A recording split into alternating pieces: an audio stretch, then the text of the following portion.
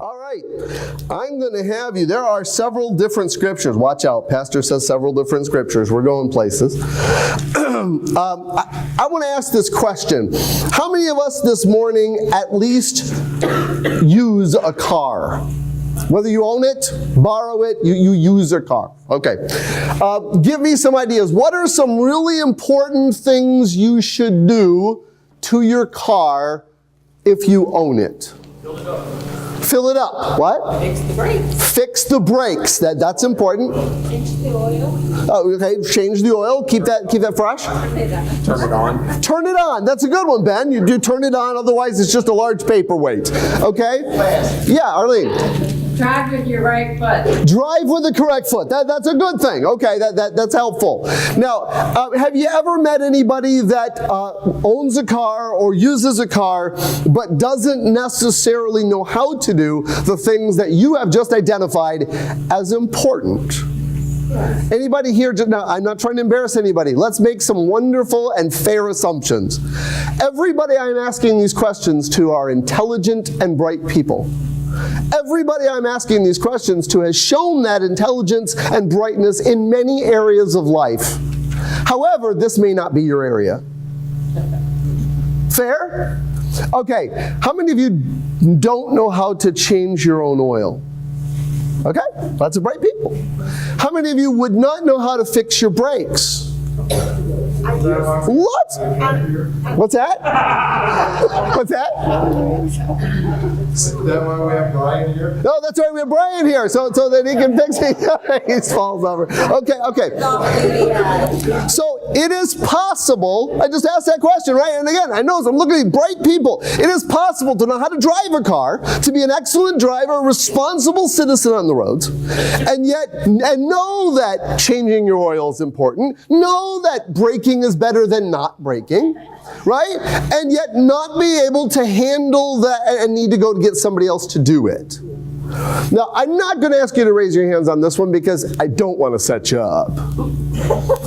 But have you ever known anybody else that wouldn't even know to get the oil changed or the brakes serviced? Oh, some of you are saying, yes, you have known other people. Okay, that's true, right? There are people who will drive, and as long as there's oil in there, why put more in? Right? As long as you hit the brakes and you slow down, who cares whether you slow down fast or it takes a couple of blocks? All right, so it's possible to know how to do something but not know all the reasons why and the parts behind it. Now let's shift. How many of you have ever cooked any food? Now, I'm not talking 5-course dinners here. We have some amazing cooks. Amy, awesome. You know what I mean? Hey, not the only one, but just somebody comes to mind right away. Amazing cooks here. How many of you don't necessarily qualify yourself as amazing cook, but you can feed yourself? You know, you're not going to starve to death. Okay, that's good. But what are some relatively important things to do in the preparation of food? Buy the right stuff. Buy the right stuff. Wash your hands. Wash your hands. You don't know where those hands have been. All right? Anybody else? Yeah, Rosalind. Make sure it's clean. Make sure it's clean. Well, that's good. You don't want to be cooking dirty, nasty, germy food. Yeah, Arlene. Yeah, use the right measuring things, whether it's a cup or a teaspoon or a tablespoon. My sister once made mac and cheese, and she saw add 1 tea of salt. Well, she used a tablespoon of salt. It was a little tough. In defense, she was 14, so I mean, yeah, I can't.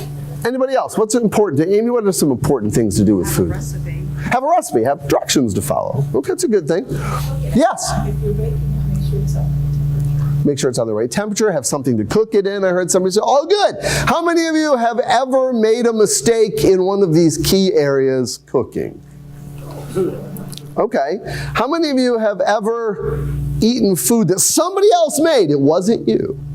That made you really ill because they failed to do one of those key things. So it's possible. We all pretty much have some experience with cooking food somewhere, and yet it's possible to not always get all that stuff. Okay, one last one. How many of you here have ever taken care of a child? Yours or anybody else's you knew. You've ever taken care, it doesn't matter, 5 minutes, a year, whatever it is, you've taken care of a child. Okay? What are some important things to do with childcare? Feed them. Feed them. It helps. We tell them we have to. They, You- they thank me and I go, no, I have to feed I have to feed you. Okay, that's a good thing. phone numbers. Emergency phone numbers, information. Yeah. Yeah. Nap time. Nap time helps. I think it helps us as much as it helps them. Make sure you don't drop them. Don't drop them. That really helps. Yes. Anybody else? Important things to do in childcare. Yes. It helps to have like a little, depends how little they are, but I'm taking care of little ones, so like a diaper bag with everything. Okay. All the necessary supplies organized. Diapers for sure. Smart lady. All right. What's that? Be patient. A big part of childcare. Yes. Yeah, watch everything they get into when they're toddlers. Oh, goodness. Yes, you have to, don't you? Because they can get in trouble that fast and get hurt, and you want to be careful. All right. Yeah, Dave. None of them have any potential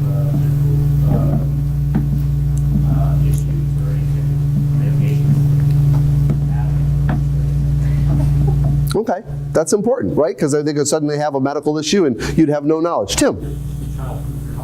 Child-proof your house. Yes, gates and, covers on the stairs and other things. Agreed. Let them get scraped. Let them get scrapes, Brian. Okay. Soft world created a soft nation.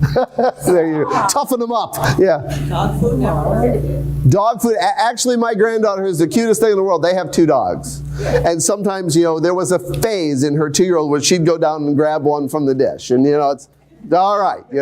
As long as she's not woofing for no reason, we're good. Okay.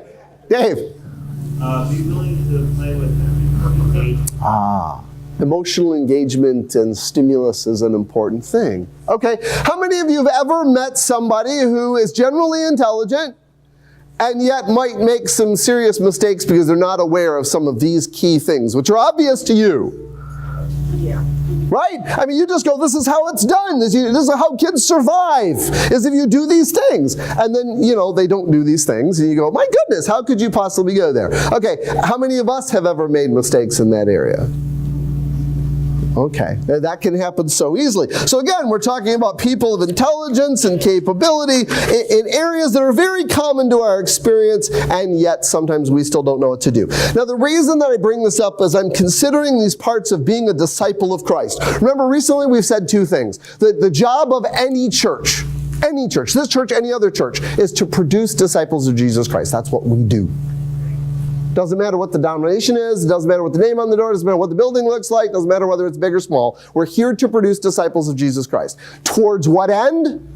So that in our particular case, we can be people that have a massive influence on our community, that have a leadership role where other churches go, what are Sunrisers going to do? Where are they going to go next? What's this going to look like?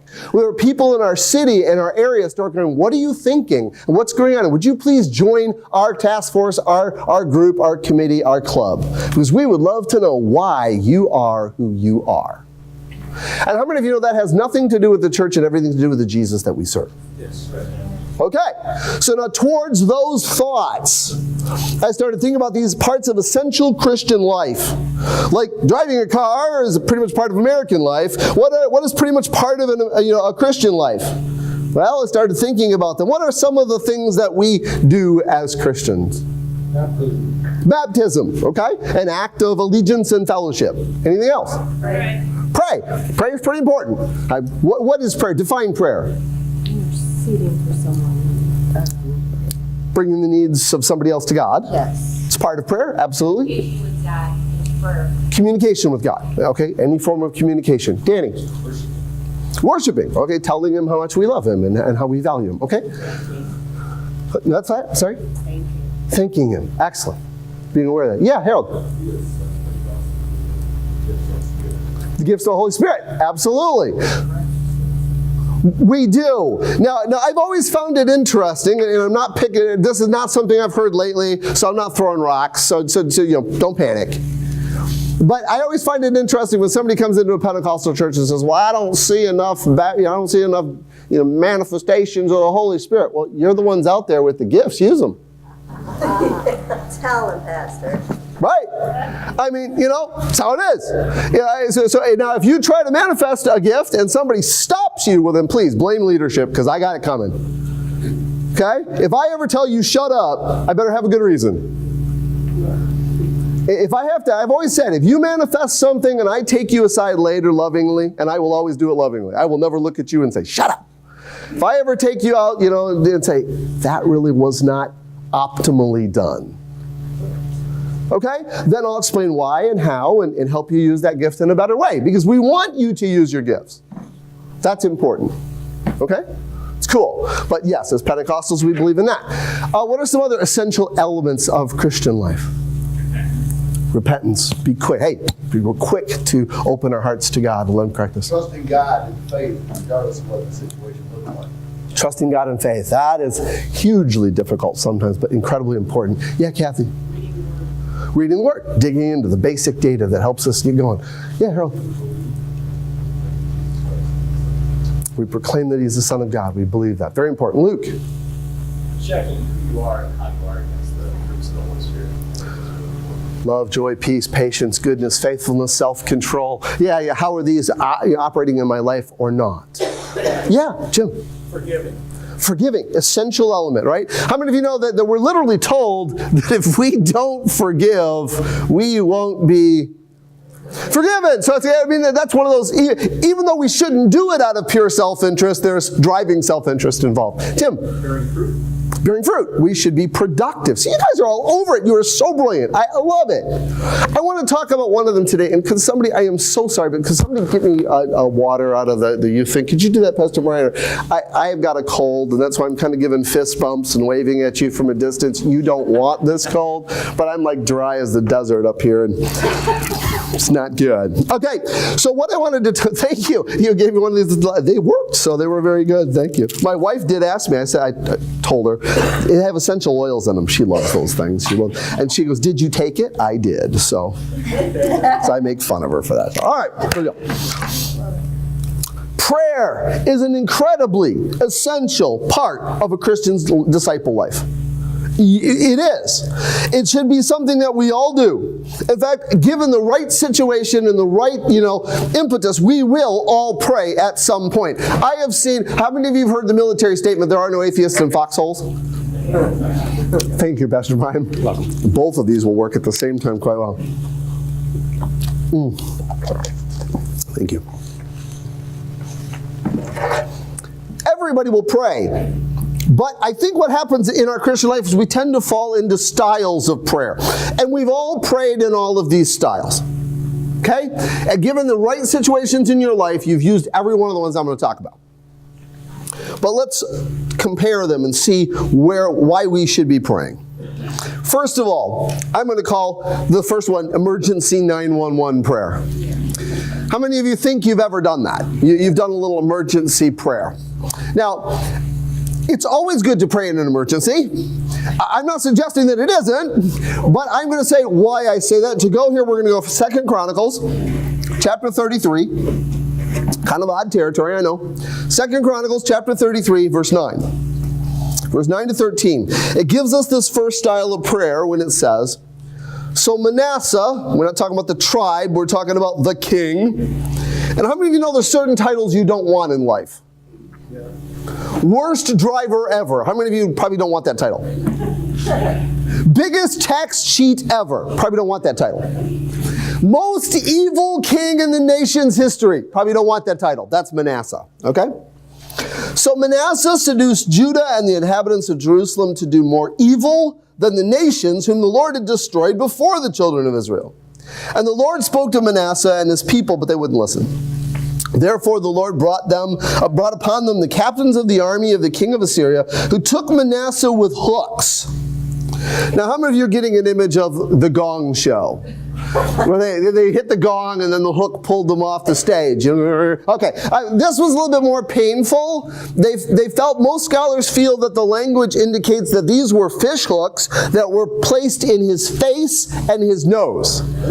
And he was led by jerks and pulls from Jerusalem on foot to a Babylonian prison. How would you like to be jerked and pulled for, a few months? No. Okay, bad guy. Okay, they took him with hooks, bound him with bronze fetters, and carried him off to Babylon.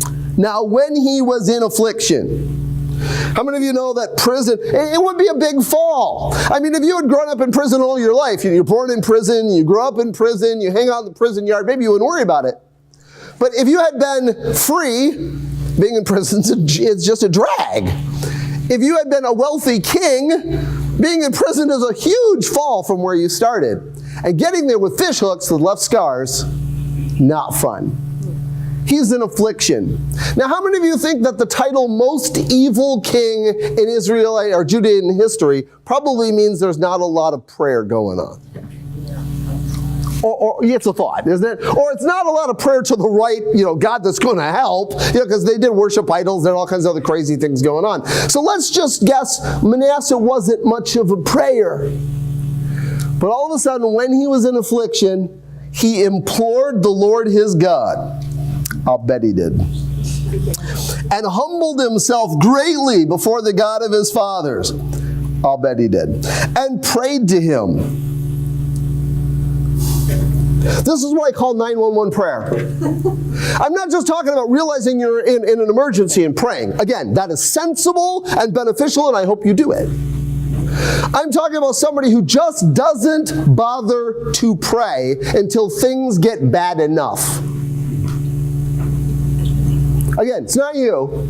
You ever met anybody like that? Or maybe has there ever been a time in your life where you've walked in those shoes just a little bit?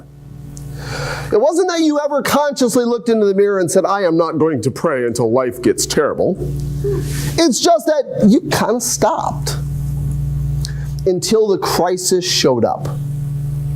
In this case, that's what Manasseh does. He implores to God. Now, that shows you that he knew about prayer. If he had been utterly an unregenerate pagan in all ways and known nothing about prayer, he wouldn't have even done it then. I mean, you got to know how to do something before you do it.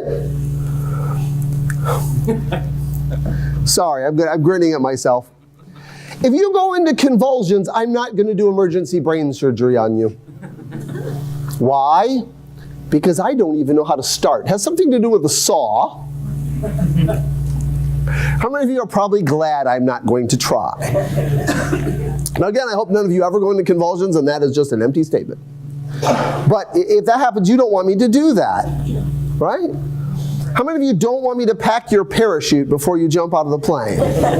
Some of you have jumped. No, you want to know how to do that. So again, Manasseh knew about praying. He had to know something about this God, or he wouldn't have known how to humble himself before him. He wouldn't have known what to do. It wouldn't have worked. And he, God, received Manasseh's entreaty, heard his supplication, and brought him back to Jerusalem into his kingdom. Then Manasseh knew that the Lord was God. Now, I got to give props to Manasseh. As messed up as he was for a long time, as 911 as his prayer certainly was, when he got to praying, he got on his face before God, he got it right, God got him out of jail, he went back to Jerusalem, and he actually did some good as king. So I'm not saying 911 prayer doesn't work. And if you're in a spot right now where you haven't been praying a lot lately and you realize that you're kind of in 911 waiting for a crisis mode, I'm not saying God doesn't love you or that God won't honor that prayer or that there can't be a good story on the other end. But how many of you know that's not a prayer style that ever takes you closer to God in a walk of discipleship? It's a prayer style that kind of keeps you at a distance. And can I be honest? I don't care why you're there. I don't care who hurt you to get you there. I don't care what disappointment you found in prayer to get you there. And I don't care if you don't really want to hear God tell you anything, and that's why you're quiet. Why ever you're there, 911 is a great service, but it's not one you really want to have to use. So it's better to not take that prayer style as a style. Okay? That's first. Second, the Amazon shopping prayer. 2 Chronicles chapter 1, verse 7 to 10. Different guy. Shows us this second prayer style. It says, 2 Chronicles 1, 7 to 10. On that night, God appeared to Solomon. How many of you know Solomon is not known as the most evil king in Israelite history? Okay, got problems, but yeah. And said to him, ask, What shall I give you? And Solomon said to God, you have shown great mercy to David my father, have made me king in his place. Now, O Lord, let your promise to David my father be established, for you've made me king over a people like the dust of the earth in multitude. Now give me wisdom and knowledge, that I may go out and come in before this people. For who can judge this great people of yours? Now, again, unlike Manasseh, how many of you know Manasseh actually started with a good father? His dad, the king of Ephraim, gave him a good example. He went way bad. Now, how many of you know Solomon kind of had a reasonably decent example? I say reasonably decent because David was not a perfect man. David was a repentant man. David was a worshipful man. David was a man after God's own heart. David was a man with a spotty record. Yep. And if you think I'm being persnickety, I am a man with a spotty record. And you are men and women with spotty records. Okay, all in the same boat. And God's grace is there. And he honored David for who he was. And he prepared David from wonderful things, which is cool. So Solomon actually came up, even though, he was the child of the woman that David was cheating with. The whole Bathsheba incident. I realize there's some thorny mess there. But David had been a pretty good father. And yet Solomon was a curious character. He starts out with a nation at peace and prosperous. He's called the wisest king ever. And yet for a good while in his life, Solomon messed with idols and was spiritually a disaster. Now, if you look in the book of Ecclesiastes, we're thankful that it looks like by the end, he gets it right. How many of you know it's better to get it right sometime than never to get it right at all? Amen? Part of the story of grace. But it was a bumpy road. Solomon knew what God said. I love this too. I've heard people say, well, Solomon, you have to understand, he had all those wives. And they were pagans. It was their fault. That's the stupidest answer I've ever heard. How many know he chose all of those wives? And he chose all those wives. I'm not picking on the wives. He chose those wives from groups of people God had said don't marry into. Right? He did this. Open eyes. He's the smartest, wisest guy in the world, plowing ahead with some very stupid relationship decisions. You ever seen smart people make stupid relationship decisions? We have a voice from somewhere. Okay. I think as we look at this passage here near the beginning of the reign, we see part of the problem. As we look at Solomon's life, there's not much material, even that Solomon writes himself, about his prayer life. It's not zero. But he writes a lot more about romantic love or about stuff he builds than he ever writes about his relationship with God. David pours out his relationship with God, pours it out, tells us about it, sings about it. That's what Solomon grew up under, as a father that was expressive about his relationship with God. Reading, Solomon's story is more like reading a real estate catalog. I built, I built, I'm smart, I jumped off these crazy things, I did this, I did that. Woo, love. But you don't necessarily see a whole lot. So how many of you think I'm reasonably safe telling you that prayer was not a huge thing in his life? Not zero, not Manasseh, but not huge. Okay, so then I start thinking that his prayer here becomes a little bit like an Amazon shopping list. How many of you have ever used Amazon? What'd you buy, Ben? A slingshot. Oh, sweet. Did I ever get a chance to play with that? That would be awesome. With a tent. Anybody else? What's the most interesting thing you bought on Amazon? Shower curtain. Okay, very practical. I love it. Okay, excellent. Good. Anybody else? Yes, Brandon. A key for a clock. A key to wind the clock. Yeah. Very cool. No, yes. That was my key. Oh, okay, cool. So you both had keys to write. Okay, cool. Now, one way, again, if you're here and you don't use Amazon, I'm not carrying water for Amazon. I don't care if you ever buy anything from them or not. It doesn't matter. But so many people do because it's convenient. You can buy anything on Amazon. Keys for clocks, camping equipment, nuclear material for all I know. I don't know. You can buy anything on Amazon and you can like get on it, you're bored. How many of you have ever been bored and done Amazon surfing when you're bored? No? I do it for about 30 seconds and then I get lost. I actually have an Amazon gift card I haven't used. Why? Because I don't know. There's 30 million things on the site. What are you going to buy? Christmas presents. That's a good one. Christmas presents. Okay. Daughter's Christmas present. Okay. Now your daughter Christmas presents. Now think about it. It's convenient. How many of us actually deal with our prayer life a little bit like that? God is amazing. God has power. God loves me. God is listening to me. God, would you help? God, would you fix? God, would you heal? God, would you change? God, would you... Here, let me give you my Amazon shopping list. God, for today, for yesterday, for tomorrow. Does God tell us to ask Him? Does He literally tell us that we're supposed to ask Him for these things? Yes. So I'm not making you feel guilty. That's not a problem. But how many of you have a deep love relationship with Amazon? Unless you're disturbed, probably not. It's an amazing tool. And use it, love it. If you enjoy, love it, enjoy using it. Better way to say it, right? But you don't invest your emotion into a shopping list. How many of you remember once upon a time that Santa was the most amazing person around? Have you figured out yet he's not? I mean, did I just give a spoiler? Should I have done a spoiler alert? Right? I mean, it's amazing to think there's this magic guy up north who just like comes down with a Warp 5 sled and drops presents everywhere, right? But it's not really very real. Is it okay to ask? Yes. But when we boil our prayer life down to stuff, experiences, opportunities we think that God can provide for us, when we can't wrangle them on our own, when we do that, maybe this prayer style is a little bit closer to a level of intimacy than just once in a major emergency. And it's probably a pretty common prayer style, by the way. Notice I didn't ask if you've been there. But I think a lot of us have sometime in our Christian life been a little like an Amazon prayer list.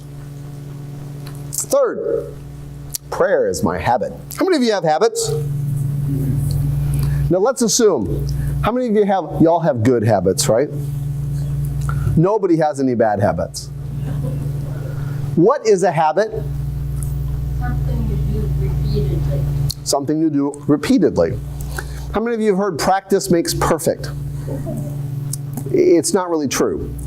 Practicing the right thing might make perfect.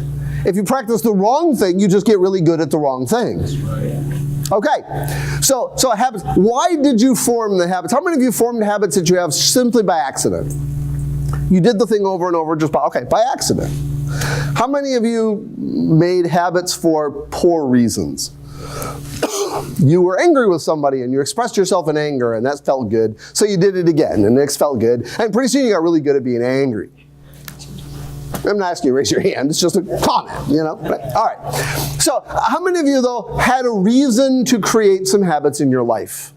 You wanted to change your finances. You wanted to lose some weight. You wanted to get in better shape.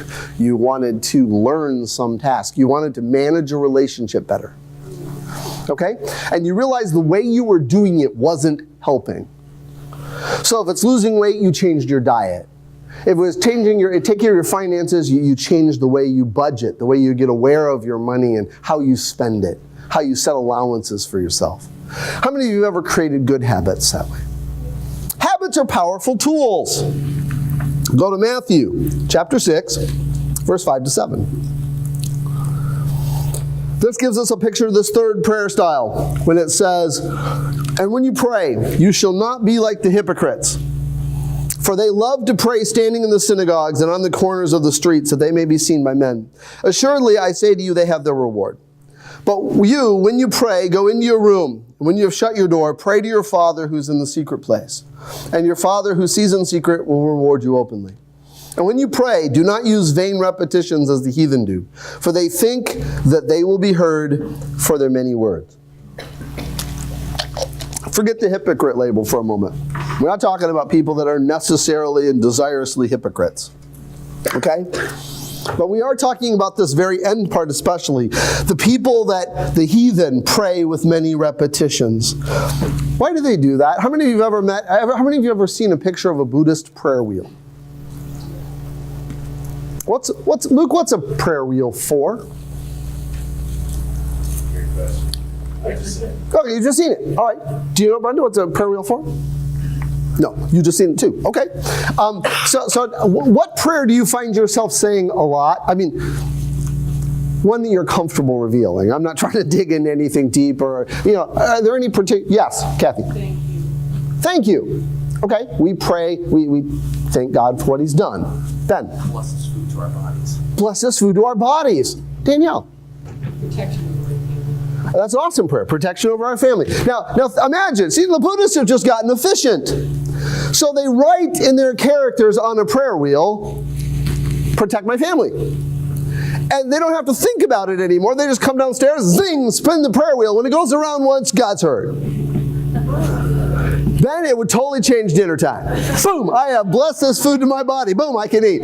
You're all over it, right? I mean, it's just efficient, right? And zing, all I have to do, I spin it around, God sees it. I spin it around, God sees it. Now, we might go, that's goofy, but how many of you know that's what they were taught to do? If you grew up in a household that they told you spin the wheel, then, well, okay, that's what you do. It's a habit.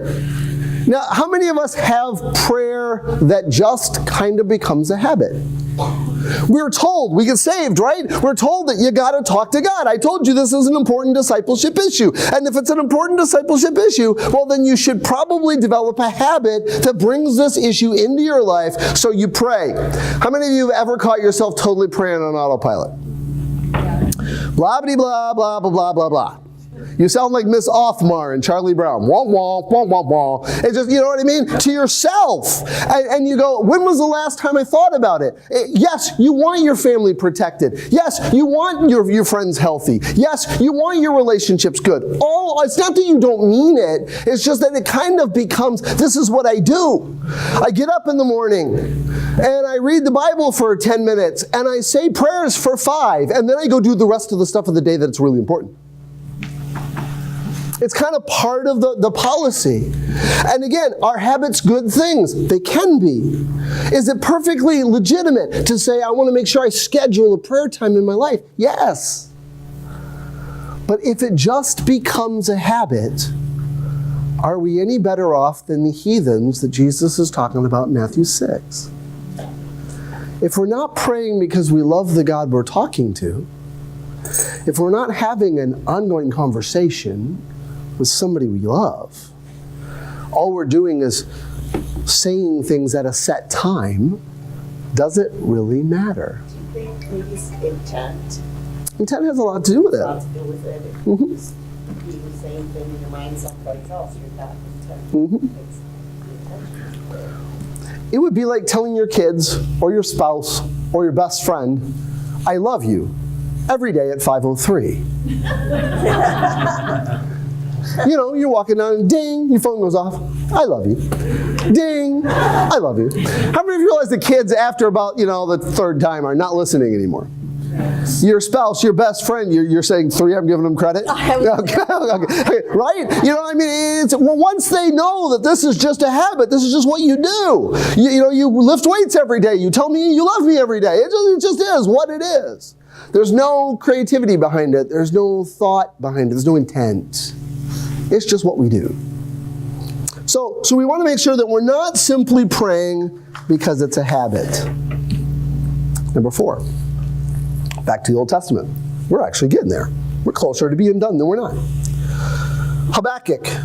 How many of you have read Habakkuk recently? You just jumped in at breakfast. Hey, Lori, that's awesome. Anybody else Habakkuk? How many of you? Cool. How many of you you've never been there? That's just part of the neighborhood you've not really visited for a while. I mean, great book to go to, actually.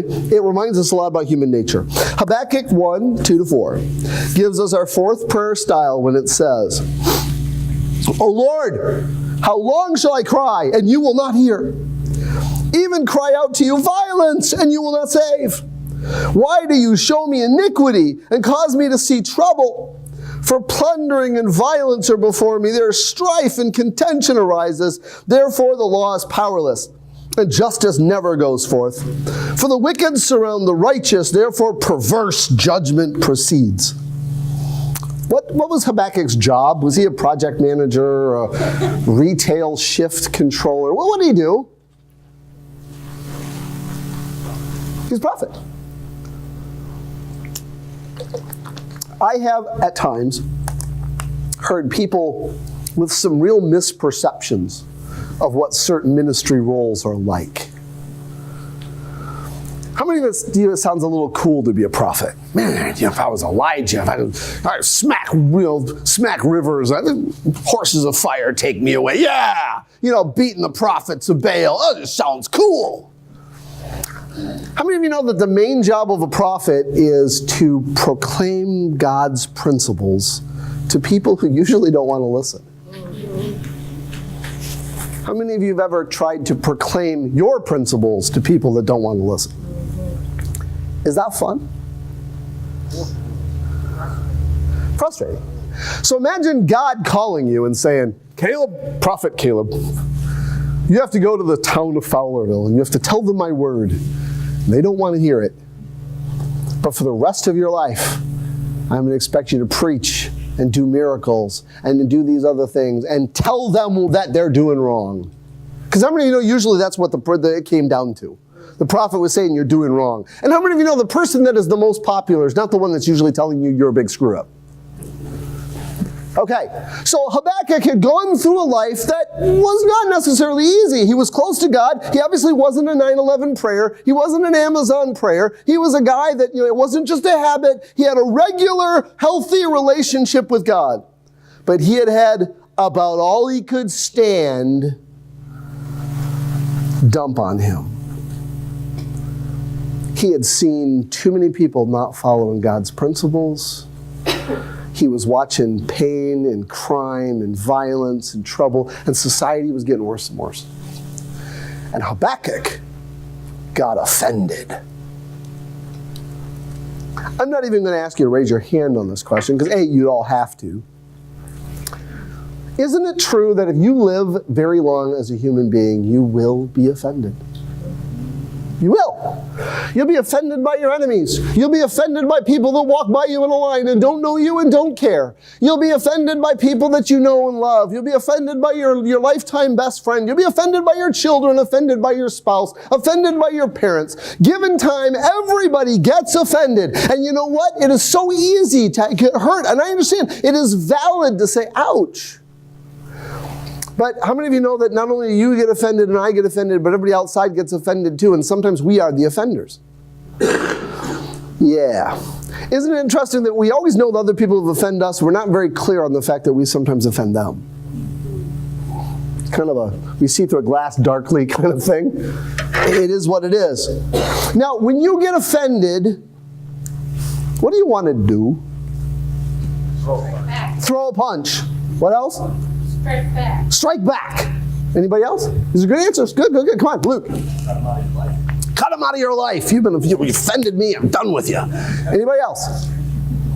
Now I would say this is the quiet side. So Bill, thank you. I was like this side. Yeah. Cut the word in half.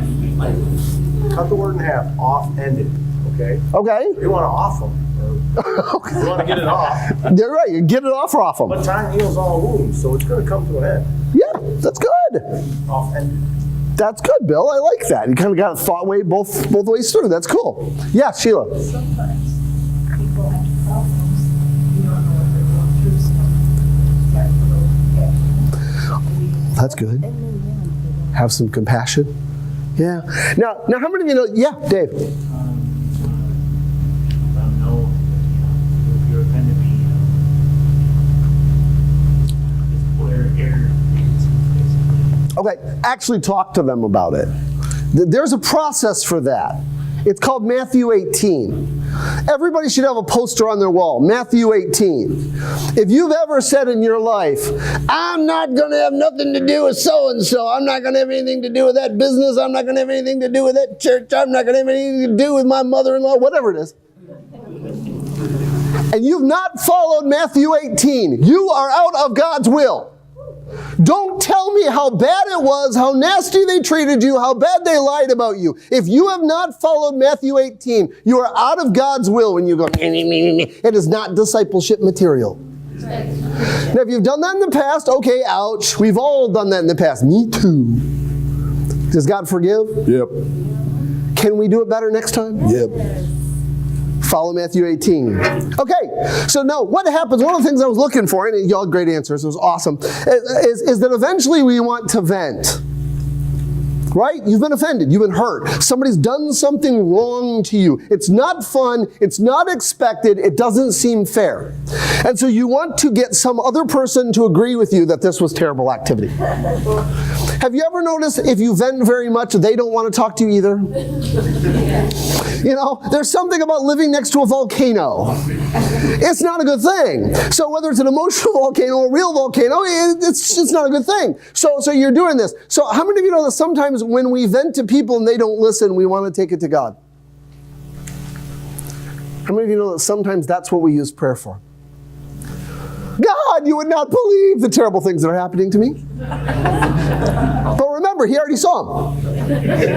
He already saw what they did to you, and he already knew that the other person, why they did it. He does know. And this is what you're seeing as a conflict. Here you have this prophet. He's God's man. He's doing God's thing. And he's going to the guy who sent him on the job. He's going to his foreman, if you will, and saying, this is where you sent me. And they're a mess. And I'm not happy. And God, would you look at this? Would you do? Would you do? You don't pay attention to this. Now we laugh because we've been there, right? Do you realize that when we vent in prayer, and we will, all of us will do this, God will talk back. If we let him. The danger is to get into the prayer style where we vent and we disengage. And I understand why we do that. We're looking for healing. I'm not picking on anybody's motivation, but God usually has something to say. I'm doing a long study of the book of Job. Some of those chapters are real downers. But when you get to the end of the book of Job, Job does a lot of venting. Venting at his friends, venting at God. And it's a little intimidating at the end when God says, Job, stand up and face me like a man. Where were you when I created the world? Oh. So in this book of Habakkuk, he starts with this vent. And God goes through the rest of the book of Habakkuk and says, okay, I've paid attention and this is what I'm going to do to Israel. And Habakkuk is like, no, please, don't do it. My vent is to ignore me. Pay no attention to the little man behind the curtain. Okay? Do we all vent? Yes. All I'm telling you is when you vent, stop and listen. Because God will take you past the venting to a place not only that is healing, but it may be positively corrective. Because rarely in life is an offense all the other person's fault, and it has nothing to do with me. It may be 99-1. I mean, they may be a nasty person, and I'm a real nice person, but there's something somewhere that God can teach me from the situation. 5. This is the last negative prayer one. Okay. Let's make a deal. How many of you remember that show? We're dating ourselves, all right? Let's make a deal. Monty Hall? Was it Monty Hall? Monty Hall. Judges 11, 29 to 31 shows us the 5th prayer style. Then the Spirit of the Lord came upon Jephthah. Okay, we already start. Jephthah was used by God. Not knocking that. He was a judge of Israel at one time. And he passed through Gilead and Manasseh and passed through Mizpah of Gilead. And from Mizpah of Gilead he advanced towards the people of Ammon. And Jephthah made a vow to the Lord and said, if you will indeed deliver the people of Ammon into my hands. I'm going to stop right there for a second. If you will deliver. Didn't God ask him to? I mean, he did it through his people. How many of you realize that Jephthah kind of had a rough upbringing? Jephthah had kind of been kicked out by his own people. Jephthah had kind of taken on a mercenary lifestyle, literally kind of ran a group of quasi-military guys. And then when the trouble with Ammon happened, they kind of called him back and said, would you please kind of be our champion and run our armies? And he wasn't really wild about the whole deal, but he finally came back. How many of you realize, again, back to those other things when I said, do you think that prayer was a huge part of their life? How many of you think an angered mercenary captain is probably not real long on the list of a lot of prayer? But at least he answered when God had him called back. If you will. Why do we ask God if? What are we not sure about? The outcome? We're not sure what will happen. What else? We'd have something more important to deal with at the moment. God might have something more important to deal with. Maybe my thing is not important enough. Anything else? I'm not sure if he'll do it. Target. We want to bargain with him because we're not sure if he'll do it. Dave? Maybe it's just not in his will, for whatever reason. Okay. Maybe it's not in God's will. How many of you realize we ask God, we struggle with if when we're not sure about him, we're not sure about us, or we're not sure about what we want. Now, I understand, when I say understand, I'm not saying I agree. I understand the idea of not being sure about him. How many of you have ever found God a little mysterious? Right? I mean, it would be nice if he gave you a list of, you may pray for these 15 things, don't pray for anything else. Okay, I know these are good, these are not. I can use that system. But he didn't do that. So there are times that we might wonder, what is God's will? What's going on here? I get that, but I don't think that's the main problem. How many of you think the main problem is I'm not sure about me, or I'm not really sure about what I'm asking for? Now, in this case, do you think Jephthah's really struggling with God's opinion about killing the Ammonites? Nah, that was his job. That was what he was called to do. He was protecting God's people. He knew he was protecting God's people. He'd been called to protect God's people. And he'd already been advancing towards the Ammonites. And God was giving him some success. He was winning battles. So in that case, he knew that God was kind of already there with him. I don't think he doubted what he was doing. I think he doubted who he was. This wasn't a priest. This wasn't a Levite. This wasn't a man who would even have considered himself tremendously godly. This was a rough, tough, you get what you see kind of guy. And I think he looked at himself and he had some real doubt. Can God use this? Can God answer a prayer from this person? I'm not sure. So like Tim said, I better make a deal. I better put on my best Monty Hall, and I better see if God will help me out. So the next phrase, if you will indeed deliver the people of Ammon into my hands, then it will be that whatever comes out of the doors of my house to meet me, when I return in peace from the people of Ammon, shall surely be the Lord's, and I will offer it up as a burnt offering. Now, we all know the rest of that story. I'm not going to read it. He didn't expect what came out of his doors. I have to give him credit that he was willing to go on with his deal. I have to give his daughter astounding credit that I would have just taken off. Just because the crazy old kook wants to make a deal with God does not bind me. I'm gone. But she goes away and comes back. Wow. God never wanted to play make a deal. God wanted to give his people victory. God wanted to use that guy. It was that guy's concern, his own self-esteem, if you will, that caused him to doubt. Do we ever try to make deals with God, people? Yeah. If you'll do this for my loved one, if you'll prevent that sickness, if you'll let that investment pay off, if you let that doctor's report be good. Okay. I did that. I was smoking. Did you? But smoking, I wanted to work for this dentist. Mm-hmm. I made a deal. If he hires me, I'll quit smoking. Okay. Which was a good deal for you in the long run because you're healthier for it. Yeah. Right? But do you really think that God's up there going, no, I don't think I'm going to answer that, but if you give that thing up, I might. Prayer is not the art of the deal. I understand the joy of the art of the deal. How many of you like to get a good sale at the store? Good cheap price on an airline ticket. Yeah. You walk away from a car and you got it 30% below market. Yeah. It's cool. But how many of you know God is not looking to make a deal with you? God is looking for humble people who say, here I am, God, this is what I need. And he can lovingly respond to it. So we have these 5 prayer styles. How many of you recognize that at some point in your life you've been in all 5?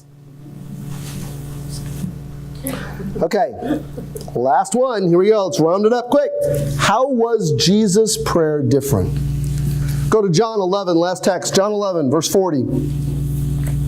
Then they took away the stone from the place where the dead man was lying. And Jesus lifted up his eyes and said, Father, I thank you that you've heard me. And I know that you always hear me, but because of the people who are standing by, I said this, that they may believe that you sent me.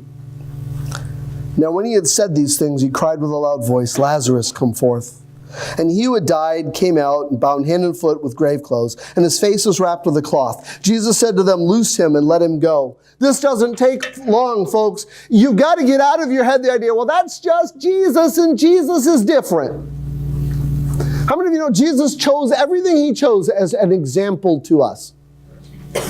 His conversations, his miracles, his priorities, his ministry activities were done as examples to us. You don't give examples to people of stuff they can never do. That makes no sense. You give examples to people that you want to do the things that you are doing so that they do them wisely and do them well.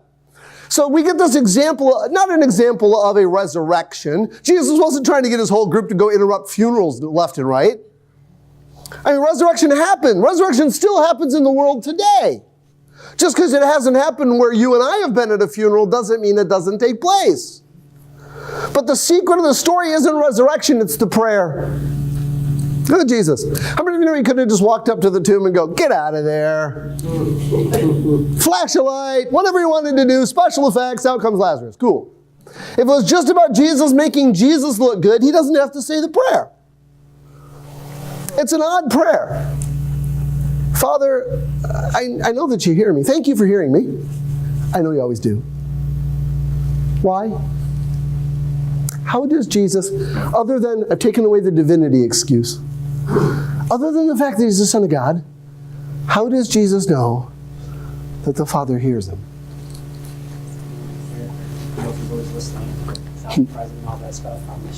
Those are all good answers.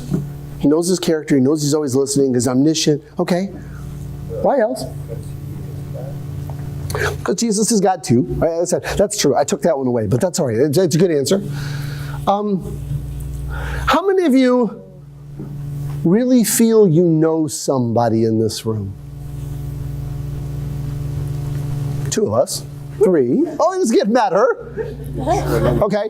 Now, how many of you have actually, and again, this is not something you have to be married to get into the club. That's not my point. If you're here and you're single, this will just work out slightly different for you. But how many of you have been married to somebody for a little while? I hope you think that you know that person anyway. Do you ever get surprised? Probably. But why is it that you think you know that person? Be they a friend, be they your spouse, be they a child or a parent. Why do you think you know them? My past experiences, you think you know that person of your past. Because of your past experiences. Yeah. Yeah, Sue. Because of what they do, it's a pattern. Okay, they've established a pattern and you've seen it long enough. Okay, which means you had to be paying attention. Okay, that's good. You have a relationship with them. You trust them at some level. You let them inside the big fortified circle. Yeah, Srita. You see them go through different seasons, situations, and they respond according to their personality. According to that character. Yeah. Good. Anybody else? Spend a lot of time with them. Oh, that's excellent. Thank you. That is my segue answer. Those are all good answers, but that brilliant segue answer. You spend a lot of time communicating with them. Why does Jesus tell God the Father that I thank you that you've heard me? I know you always do. Because he has spent eternity with the Father. And the fact that he happened to be out of locality for 33 years, walking around in a human being on planet Earth, has not changed his communication. Look at Jesus' prayer style. He goes over and over to pray to his Father. It doesn't matter how busy he is, he will slip away and pray. It doesn't matter how crisis moment it is, he will slip away and pray. He makes sure he does it. It's not just a habit. He doesn't do it at 5 a.m. every morning because that's what good sons of God do. Right? I mean, he goes and he does it. He's not going, I have 5 miracles to do today. Please, God, make sure this all is taking place. Not an Amazon shopping list. Jesus, the Son of God, has an ongoing, live communication with his Father. And he not only talks, he listens. And so he knows his character. He has a relationship with him. This is an ongoing discussion. So Jesus doesn't have to wait for a crisis to engage. Jesus doesn't have to get a list of things to ask for. He knows his Father. And that, my friends, is an example we can follow.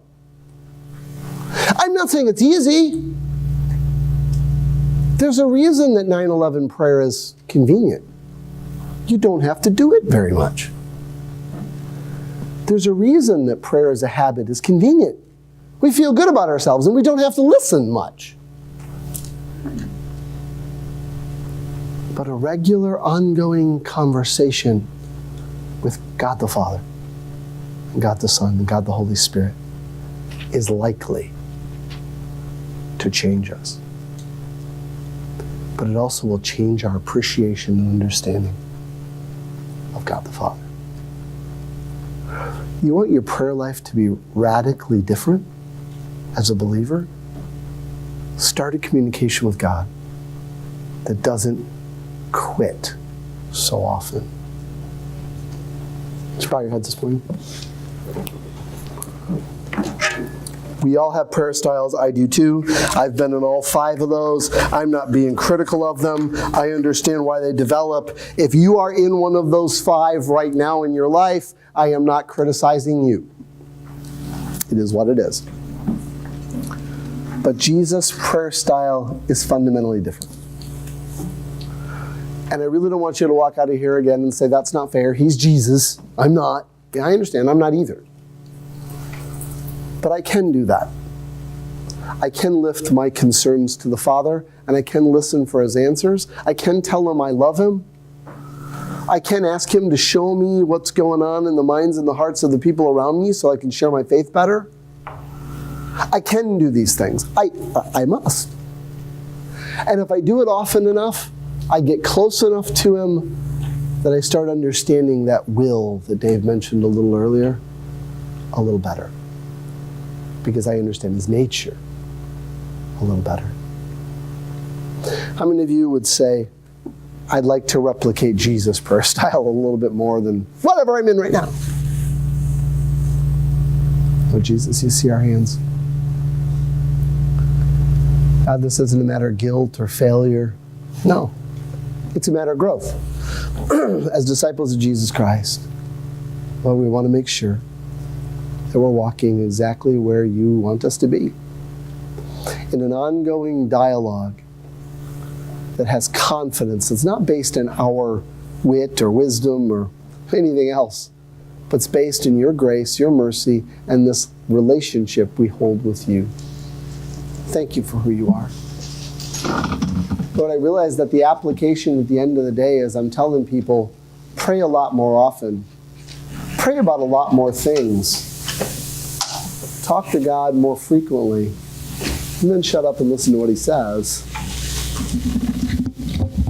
Lord, those are easy things to say. They can be harder to do. So Lord, as we wrap the service up this morning, I know there's a security team meeting, I know there's a planning meeting, but Lord Jesus, as we wrap this up this morning, I ask, Lord Jesus, that you would begin to change the fundamental nature of our prayer life so that we can grow as disciples of Jesus Christ. In your precious and holy name. Worship team's going to sing. Great moment to kind of let it sink into your hearts. Come to the altar if you like. Sit in your seat if you like. Spend it with him. We know you are near. You're all I